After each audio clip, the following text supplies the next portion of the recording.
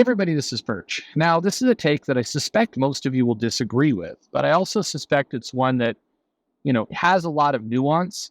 And because of that, you really have to get into kind of some of the details around it. I just got a bunch of email I'm looking through, and I'm barraged this month with it's June. It just turned June, and I'm getting a lot of emails around Pride Month and Juneteenth. And what's striking about both is how pointless they are. In my home, I bought Mrs. Perch a Dyson hair dryer at one point. She loves it. It's horribly overpriced, but she loves it. If you ever have a bunch of money you just want to throw into the toilet, getting something like that for your wife or girlfriend, they will love it forever. So highly recommend it. I give you this pitch because I believe in it. It's a good product. It served me well, and it's one of those gifts that my wife has really, really liked. But also as an example, I just gave you a much better pitch than Dyson, the maker of this, gives in the email marketing that they send out. Because their email marketing talks about how Dyson, the company that makes hand dryers and vacuums and and hair dryers, are what they're doing for Pride. And the problem with this is there's no value in what they've sent out. It's Dyson supports Pride.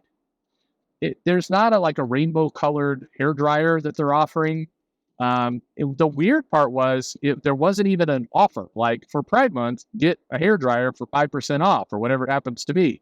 It was just go to our website, Dyson, a proud supporter of Pride. Who cares? I mean, no offense. I mean, I guess for people who are looking for support from the community, it's kind of nice as this corporation supports us, but there's nothing to it. It's hollow. And yet there's a lot of things you could do. You could leverage, and I mean, this is thinking, by the way, like a commercial marketer. It's not a happy conversation for some because it tends to be very cynical, but it's saying, hey, you've got people's attention on a particular event.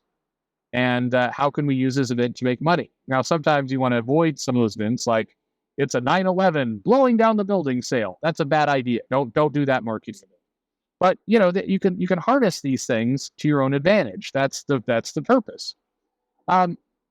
So what's curious though is when the opportunity presents itself to actually take advantage of this event to do something commercial, most people fumble it.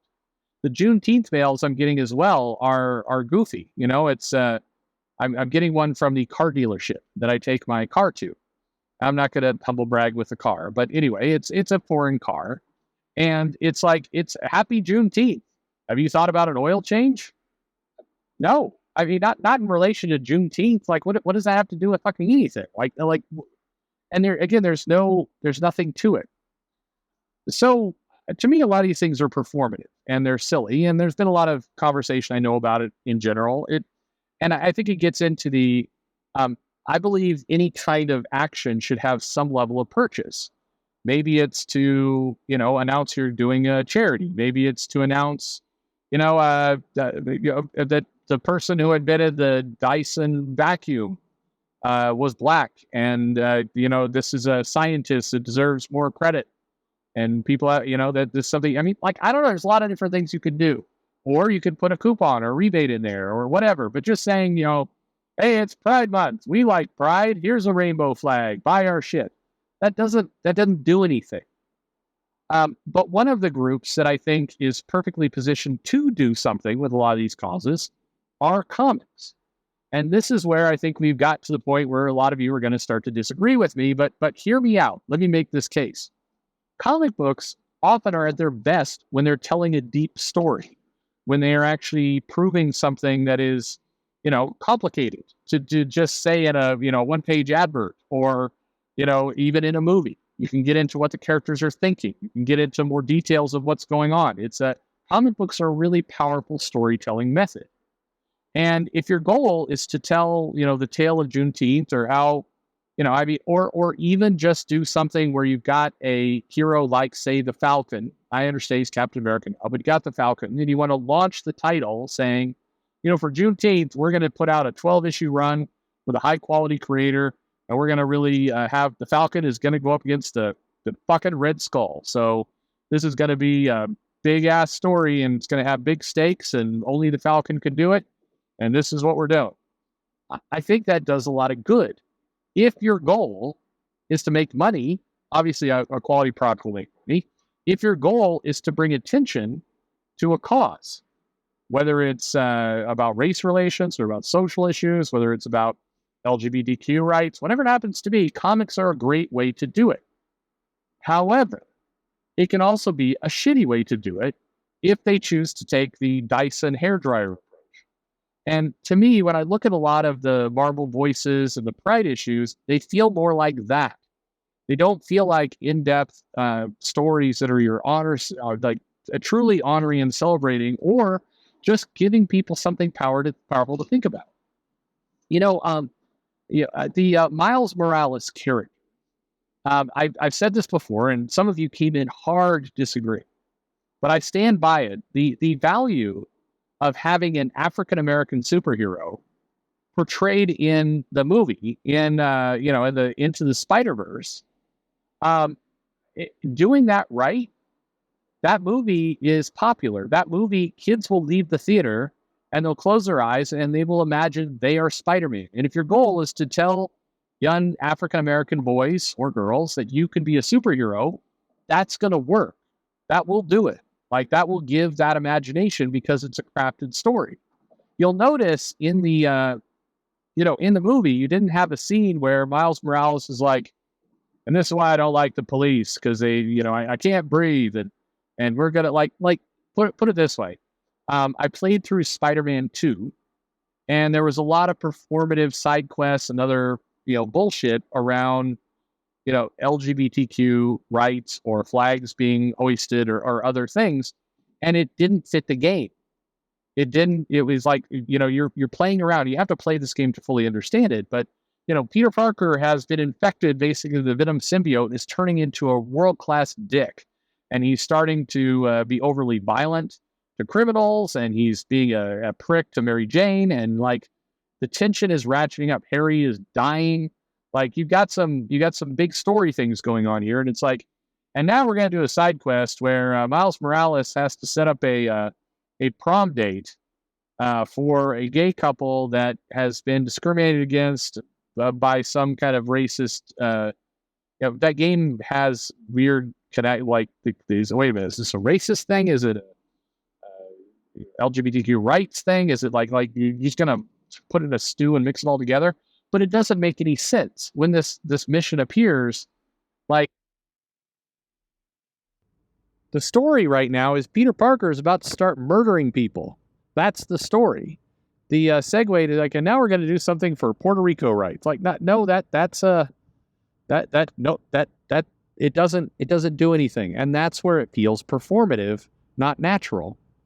And so I go back to my premise, which is I think comics, if you think about the memories, if you think about the things that they can do for you, and for that matter, Midnight and Apollo, characters we talked about before, that couple, we were introduced to them as badasses. We later learned that they were gay and they were in a relationship together.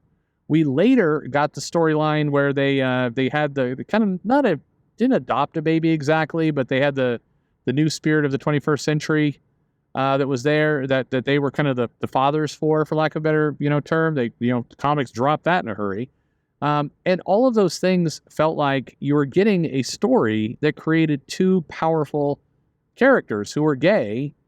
And if you're looking for acceptance and tolerance, that does it. If you're looking for the ability to kind of harness things like Pride Month or Juneteenth or whatever it might be, there's a lot of opportunities to tell a really great story, and that is your celebration. Comic books that have 4-page stories where Ghost Rider encounters a bunch of MAGA people and we're going you stupid Mexican, go back home, and then he immediately burns them alive with hellfire. I mean, that doesn't do shit. Nobody's gonna read that comic and be inspired by it and remember it. Right now, I remember in the Pride issue, I think last year. You had D-Man was hosting a support group for transgender heroes, I think. They may have just been, well, maybe it was LGBTQ IA plus, but anyway, he was hosting this thing, and then some villains attack, and then they realized they were trying to rob the Pride Community Center for some fucking reason, and then the support group immediately kicks the ass of, like, the female Sinister Six. I think that's who showed up. Anyway, my point is, the only people who remember that story or it had any weight for is YouTubers who are using it to basically say, look how shitty this is, and drive traffic. That's all it did. So you lost the opportunity to tell actually a powerful story. And I think comics could tell really powerful stories, but they need to commit themselves not to be Dyson, hair dryers, or, Taco Bell supports Pride with a mustard packet that is, they wouldn't have mustard, a hot sauce packet that has the rainbow flag on it. Still the same hot sauce inside, but it's just, we went it to the printer and we put a rainbow flag on the hot sauce packet, and you can get that when you go in, and then that's how we're supporting gay rights. Yeah, no, that really does nothing. To me, that's how a lot of comic books are managing their business, like that. So, anyway, my point here is, I think comic books have an amazing opportunity to tell really good stories, and they should. I'm not saying that it should be a mandate for a publisher to put out a bunch of stories, pushing any of these things. But if you want to get this stuff across in an organic, good way, comic books are a perfect vehicle to do it. But you need to actually approach it like a great story that you're writing, and not like a bunch of performative bullshit. Because that stuff, put it this way, you may feel good in the moment, but none of it gets remembered. And your goal, I think, is to create memories. Your goal is to actually get people to go, yeah, okay. I mean, you hear people from Marvel and DC say this stuff all the time. We want, black children to believe they can also be superheroes, or indigenous people, or women, or gay people, or whatever it happens to be. The goal seems to be, we want the youth of tomorrow to feel like they have a superhero that represents them. Well, cool. Then you're going to actually have to make a comic with a compelling story to represent them. You can't do it in a little 4-page backup inside of a Pride issue that, let's face it, if you are gay, or African-American, or woman, or whatever else, and you are not buying comic books, right? Comic books is not interesting for you because you believe they're not for you. Okay, you believe that you're not represented in those pages. Why are you going to go into a comic shop, drive to the direct market, find the comic shop, go in there, search through all the comics to go, oh, hey, this one has a rainbow flag in it. It's called Marvel's Voices. I'm going to buy this one. Maybe this one will finally be for me. Are you kidding yourself? Nobody does that. That's not how consumer behavior works. You buy stuff. You go into shops because you think you need something there. If you don't believe you need anything there, you're not going to go into that shop. In the first place, you're not going to see this comic, and then nothing will happen. So now, basically, your target audience is that you're hoping that somebody who does go into the comic shop will think about their gay friend and buy a copy for them as a gift. Like, that's a horrible marketing strategy. If you want to introduce this stuff, you got to do it organically. You got to do it with powerful stories. And I think comic books are absolutely perfect to do this in. They're tailor-made for this. But you do have to do it right. No selling vacuum cleaners with, a Juneteenth logo. I didn't realize there was a logo, but there's a logo. So there you have it. Anyway, what do you think? That's my point. Now feel free to argue. Thanks for listening.